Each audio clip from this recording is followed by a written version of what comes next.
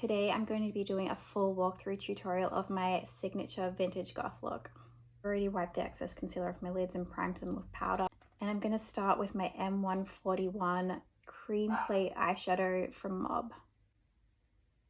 I'm just going to tap that on the lower lid up to the crease, and then I'm going to use this Nikki LaRose blending brush N13 just to swoosh that through the crease of the eye. See how easy those blend? Same on the other eye.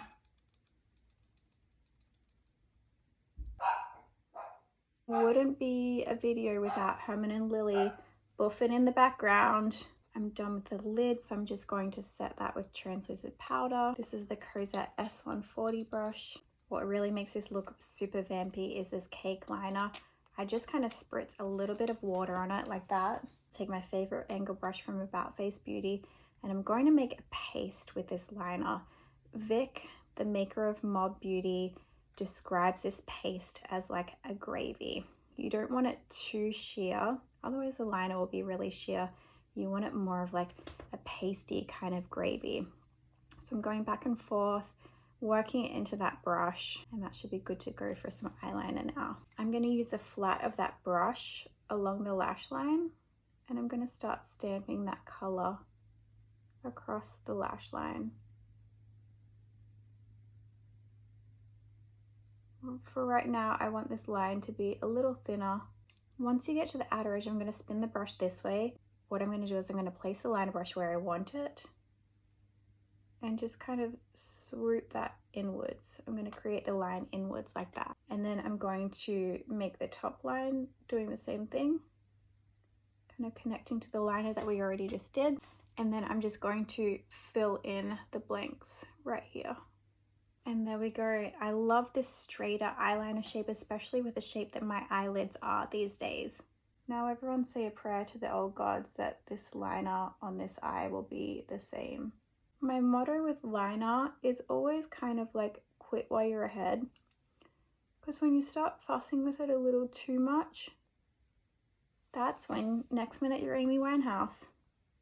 R.I.P. I'm going to go back to that cake liner. There's a little part which is still a little bit damp, and I'm just going to swirl that onto a little pencil brush like this.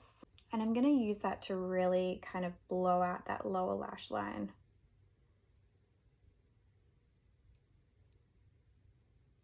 Don't worry too much about blending in this phase, because we will go over with a fluffy brush and just really blend that through. Next, I'm going to take this tiny little Cosette S185 brush. I love this for underneath the eyes.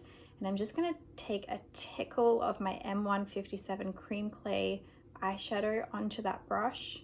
Now that that cake liner is dry, I'm going to use that to blend and zhuzh and blow out underneath.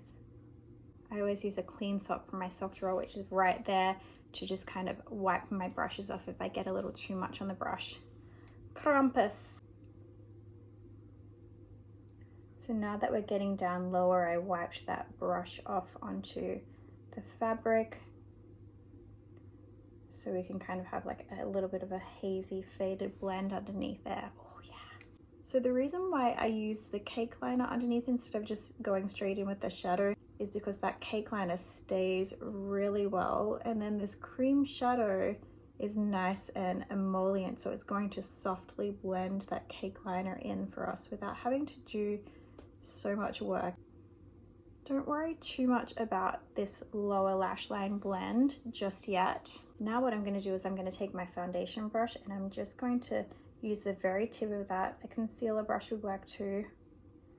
And I'm going to mesh and meld that all into the concealer and everything that we have going on underneath the eyes, so that it just creates this real seamless kind of blend.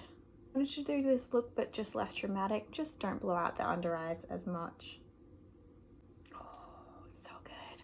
Once you're done with the under eyes, I'm going to take the concealer that I was using. This is the Maxine's Revenge Front Face Concealer in Fair Cream, and I'm just going to re-highlight underneath the eyes. I've just done a dot underneath each eye. I'm going to make sure I get the side that I wasn't just blending the red with. And I'm just going to re-brighten up the under eyes with a little bit of concealer. I'm going to start by moving it downwards because I don't want to move it up into that blend that we just did. And then when it's blending in, I'm just going to slowly tap that up. You can also use your concealer to delete a little bit of the underglow if you want. But I like it big. That's what she said. Now this lower lash is going to make more sense once we add some height to the lashes. I'm going to start by curling the lashes.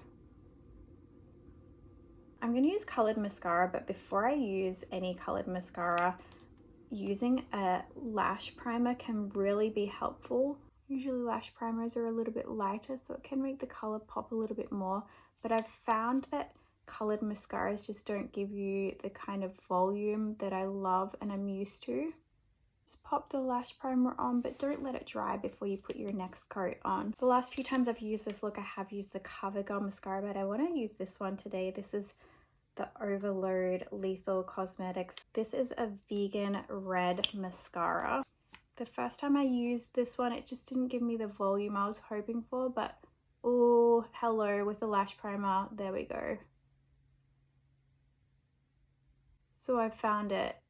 These colored mascaras just need a little bit of the Pacifica Vegan Collagen Primer on first, and then you still get that volume that you want on top. I definitely had my eyes on the Melt new red mascara that they had because it looked nice and volumizing, but it does contain carmine, which is a crushed beetle, and it's not vegan, so I had to pass on that one. Boo.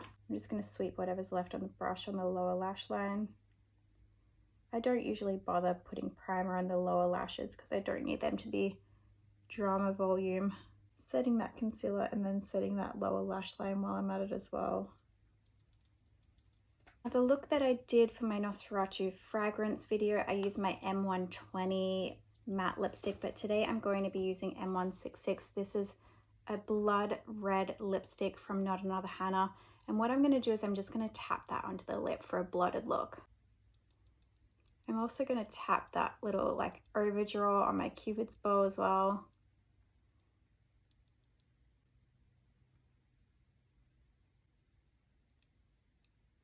I want to give it just a little more depth, so I'm going to pop some of my black lip balm over the top.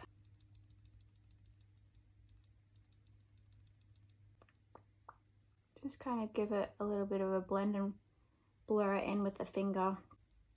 I like this blooded lip instead of a really crisp look because the eyes are quite dramatic, so it just, you know, it's still bold, but it's soft on the lip. There we go, there is my classic vintage goth look. This is a perfect look if you'll be celebrating with the rest of us on the 25th of December. If you know, you know. If you made it this far into the tutorial, leave me a little vampire emoji below. And if you did, thank you so much for listening to me ramble for so long. I hope you've learned something and have an awesome day.